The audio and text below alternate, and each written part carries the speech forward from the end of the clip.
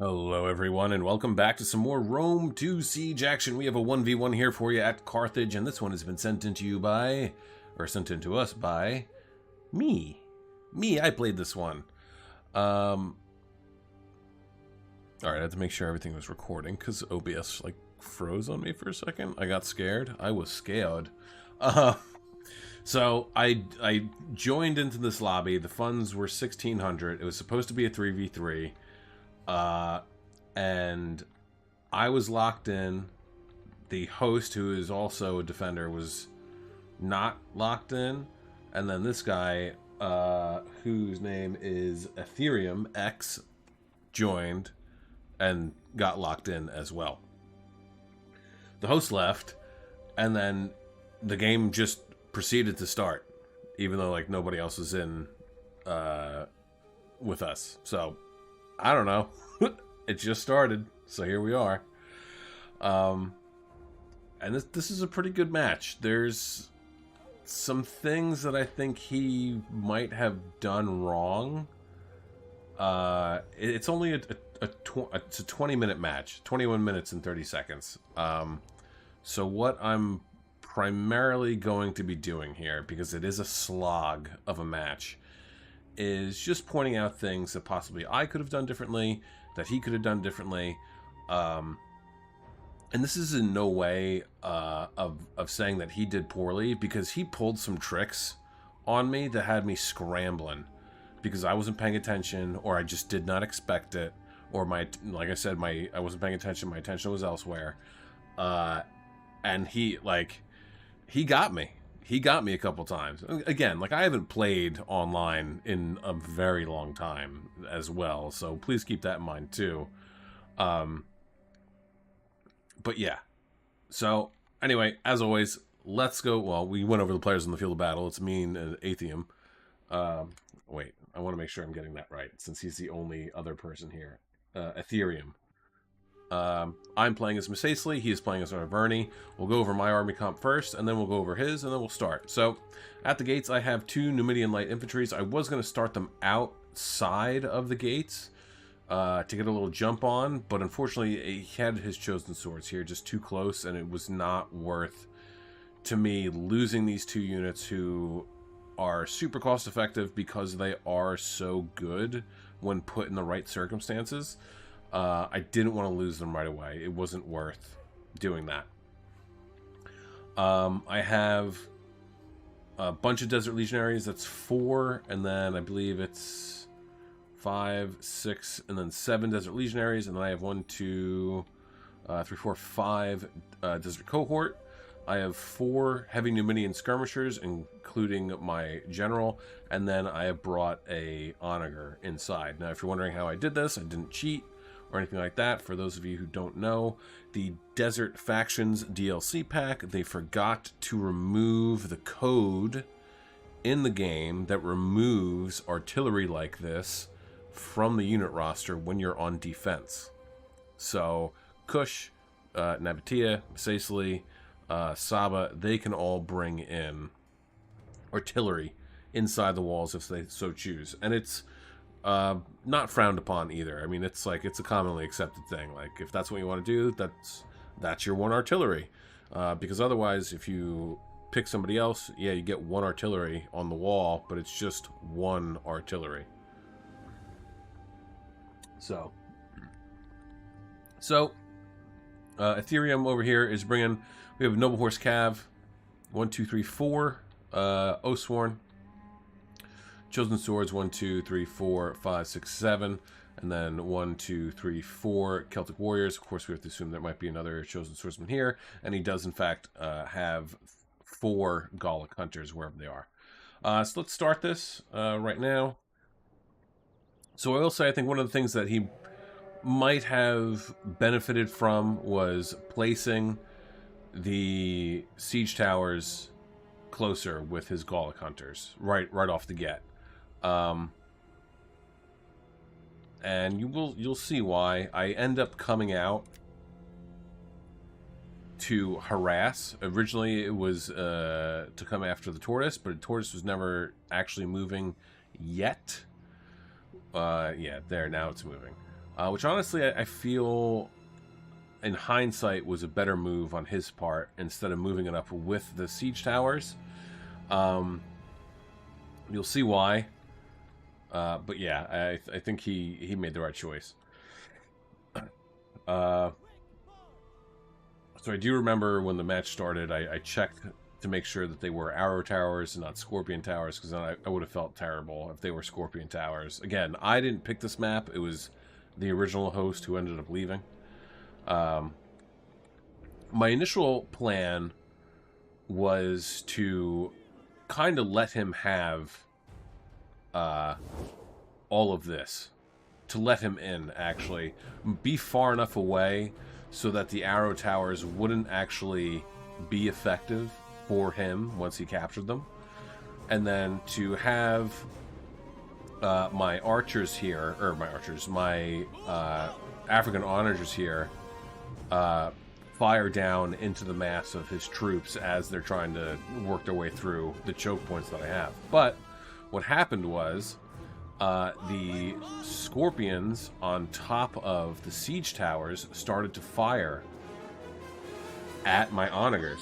All right, what you have to remember with siege towers on or scorpions on top of siege towers is that they will fire at the most expensive unit in your army comp. So I had to drop the onager, move them back so I could save them from getting shot at and losing any more men. And then, of course, wait until either A, they got on the towers, which they did here. Actually, I didn't even notice this happened. I didn't realize that had happened. But I see what he's doing now, though. He's placing the tower in front of the arrow tower to prevent it from shooting out, which is, it's a smart move. It really is a smart move. So here I move out. I come chase after the chosen swordsman here just to try and harass them a little bit, and then with these Numidian light infantries, I actually go through. I'm trying to get them down off the towers, but I think he was on top of it, and he just managed to stay up there. Quickly, though, in response, he is on top of it. He moves his men over as quickly as he possibly can to try and neutralize this gate, to catch my Numidian light infantry out in the open, unable to come back in. Because once the gate is neutralized, you can't open it. Neither can they. Nobody can use the gate unless it's firmly within somebody's control. So luckily, thankfully, I was able to get my men back inside the gate as quickly as possible. So I move my Desert Legionaries up onto the wall to deal with the Celtic Warriors, and they will make easy and quick work of them. I have these guys here. They're just kind of hanging out. This was a foolish move. Too close. I think he might have had his jabbies off initially, and then he turned them on because at one point I noticed, unless they're just starting to fire right now, or they're just waiting for their guys to come off of the siege tower. But at some point he starts throwing javelins. Frantically I moved another unit of Desert Legionaries up onto the walls to meet these chosen swords, because I don't want anyone to neutralize the arrow towers. At this point, I'm fully committed to keeping the walls. And so, as such, I'm going to try and keep whatever extra help that I possibly can. I've moved up my reserves over here. I'm going to move them again as well, just in case. And he's back on the battering ram. Now he's moving up the rest of his units. We can see one of his Gaul hunters here. And the rest of his units are ready to go. I'm moving up now my African onager crew, getting them back onto the artillery. Because I figure, you know what, like, they're just sitting here, let's get them on, and I'm not going to shoot at guys on the wall, because I don't want to destroy the wall by accident. I want to keep that, although maybe that would have worked in my favor if I had started to destroy the wall. I mean, if I had shot this section of the wall and knocked it down, it would have taken out both of these guys. It would have costed me nothing, and, you know... So at this point, you're probably wondering why they're going this way. And they're going this way because I sent them to attack these guys, I think, if I remember correctly. And they decided to go over here. So that's Total War pathfinding for you. It's great in so many ways. Peeling back my heavy Numidian skirmishers, I'm going to start moving them up over here because I decide that I need them down over here if I'm going to start shooting into the walls over here. frantically moving these guys back to get back over here, not only just to neutralize the tower itself, but also to kind of stop them from making their way downtown, walking fast. Afterwards, we can see that at one point I finally notice right here that he's coming for the gates. And so I push forward as quickly as I possibly can. Doesn't matter. Manages to get the battering ram up there. This does a massive amount of damage, if I remember correctly, and he manages to take down the walls pretty quickly. Yeah, it's 16, 32. Yeah, it's insane. So, no, that's what I did, right? I just set these guys up instead of like getting ready for them to make their way in. In reality, I should have sent them out and harassed them, but I think the lingering threat here of the Oathsworn kind of like kept me like, well, do I want to go and do that and risk getting into an open field fight? So I just kind of left it. So they've broken down the gate. Not the best of situations, not necessarily the worst. Meanwhile, my Onager crews are moving around. They're getting ready to fire. Starting to get some wavering over here, so it's going pretty well. I've managed to come around over here and get these Desert Cohort locked in with these Celtic Warriors. Moving my Numidian Skirmishers up. Going to have 1 fire into the back of this Celtic Warrior, and then 2 fire into the back of these Chosen Swordsmen and Celtic Warriors to try and get these guys out of here as quickly as possible. Meanwhile, here it is. Came out with these guys just kind of be like, hey, what's up? What's going on? I'm just here. I'm just here. I probably should have pushed my advantage. They're in shield wall. They wouldn't have been able to throw their javies. I bumbled here. I should have pressed. I really should have pressed with 1 unit to meet in the middle between the 2, and then with another swooped around and smashed them in the back. But at some point, he realizes, and maybe he pulls through a little bit. I'm not sure, because we are losing here quite a bit. Shots out. I just heard going after their general here with my Onager, trying to get some shots off. Trying my damnedest to get rid of him, actually, because I just don't want him anymore. He actually dismounted from the noble horse because he couldn't get up onto get in or get onto the wall, so he got rid of the horse, which not I didn't even realize that. I didn't clock that during the battle. But don't ever dismount, because you're like undercutting how effective your cav is. Like, it's a small unit to begin with, and if you take away their horses, they're not going to do much better. So now over here, we're moving back in to our settlement here. I'm trying not to get stuck out in the open out here. Also trying to let the hot oil do its work and whittle down their numbers as much as I possibly can.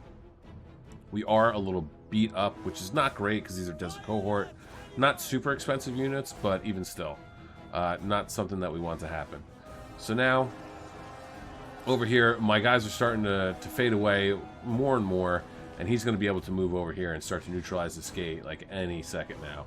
Again, foolishly, I should not have done this. I should have kept them inside the gates and had them backing these guys up. It was a dumb move, but what are you gonna do?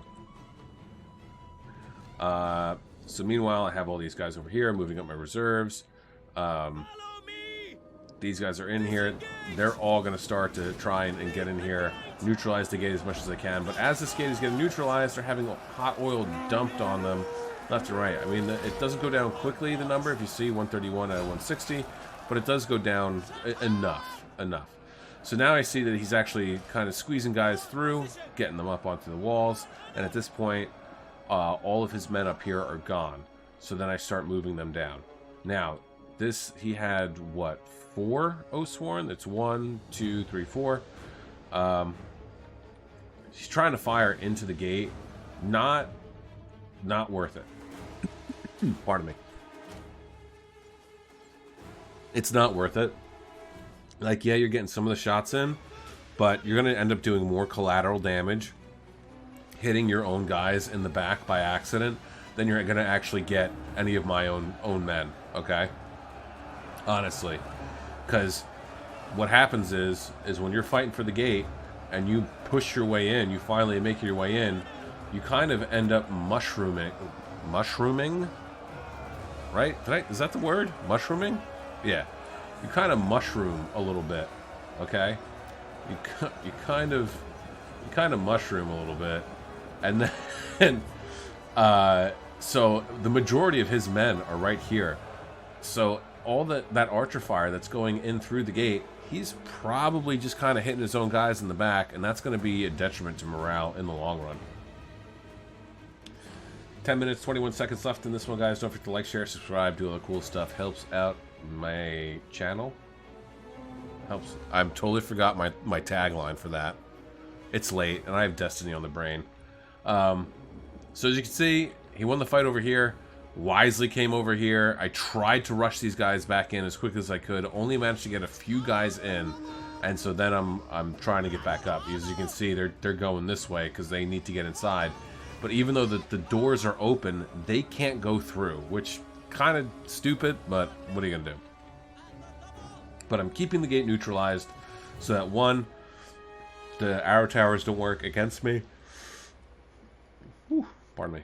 And two, so that the gates remain, well, not open, but neutral, so that if these guys get too close for whatever reason, they're not going to get hot oil poured on them.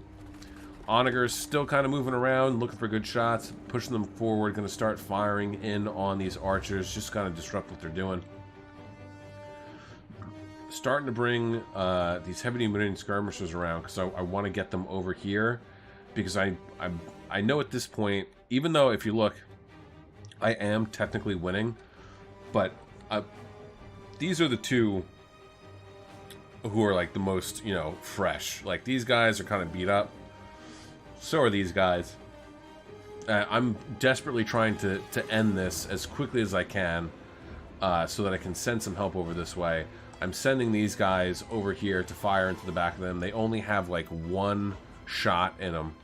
So they're going to toss their jabbies, and then I'm going to send them up immediately. Because heavy Numidian skirmishers are they're so good.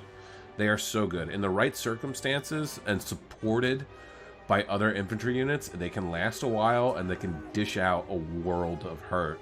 But you have to support them. You can't just throw them in by themselves. So now he's starting to move his units around, getting his reserves going, moving some of the chosen swordsmen over here. And I'm fully expecting that sooner or later these guys are going to get up on the wall. So at this point, I have these guys kind of like lined up. I think, or at least I thought that I had taken their fire at will, or put their fire at will back on, because that's something that I do is I click off fire at will for the javelins, because I don't want them to use them up too quickly. And I had them like this to be like, okay, throw your javelins down, it'll be super helpful, and then they just never did because I was dumb. Alright, there goes the heavy Numidian skirmishers getting on up there. Onager, I'm pretty sure, yeah, they still have some ammo left. Not a whole lot, but they have enough. So yeah, there we go. A couple shots coming in. We're actually gonna slow this down. Take this away, because we're gonna look for some shots here. If we can find something. I wish, like, just let me zoom into the gate, please. For the love of Christ.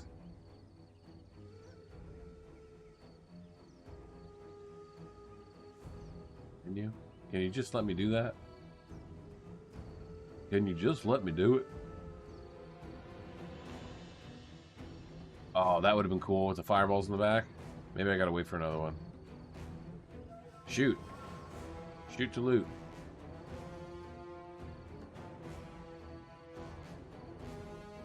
Don't think they're going to. So this you see it's going down, it's going up. This gate was fought over relentlessly this entire match.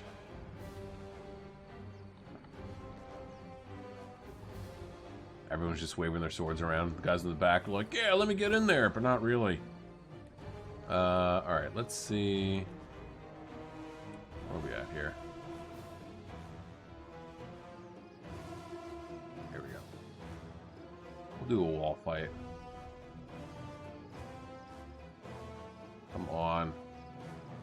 This is honestly the worst part. Is I just hate how this works. I really hope that in the next historical Total War game, whatever it might be, that fighting on a wall doesn't necessarily, your guys don't fall off, but death animations you could get pushed off. Because holy crap, that would be great. That would be so cool. That would be the best. Man. Can't you guys give me something here?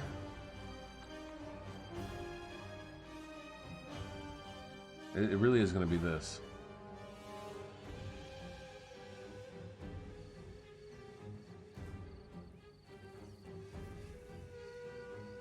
Oh, I forgot that I could zoom. I forgot how to zoom.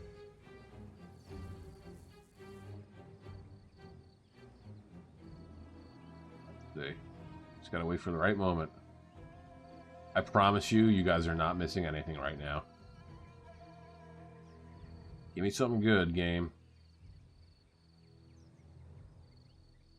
Give me something good. So at this point, you can tell that he is like all of his Oathsworn in here, ready to go. Ugh, I think that's just gonna be it. Thank you. Okay. 2 Oathsworn in there. Well, he's got the other 2 out here too. And this is honestly like my biggest concern is these 2 units. They're fresh. They're practically full strength, and they could seriously mess some crap up. Arverni, as we all know, has great swordsmen. They have great sword units. They don't have a lot, but they have really good sword units. Not as good as Boei, but solid ones. Admittedly, they have better spear units, but... So, move my general up. He's going to do some inspiration here, boost morale, whatnot. I'm starting to move my onager. Slowly but surely, I'm moving my onager over here. Because I'm anticipating the fact that these guys are going to start to make their way through. They're going to start to bust through, and that's not going to be great. So, even though it doesn't have a lot of shots left, I want it over here so that I can jump on manually and just start lobbing shots right through the gate and start just wrecking. Because this is, I mean, look at this. If I can manage to get the shot right through the gate, I'm taking out who knows how many guys in a clip, you know? So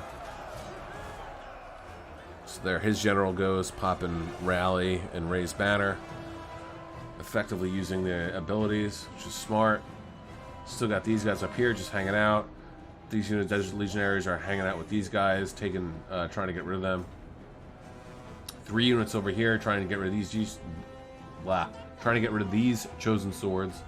And then of course over here as well, these chosen swordsmen are just hanging on for dear life, not really letting me get any, you know, not an inch, not a mile, not even a centimeter, and they just do not want to start to waver and break. So he still has plenty of ammo. At some point, I'm going to start to fire in to the gate because I need to soften these targets up as best as I can to give these guys a helping hand. And this is the entirety of the match. Again, he pulled some great maneuvers here. I mean, once he got rid of the fight here, he realized what was going on and immediately came over here to neutralize the gate so that I couldn't get in anymore. It was brilliant. Absolutely brilliant. I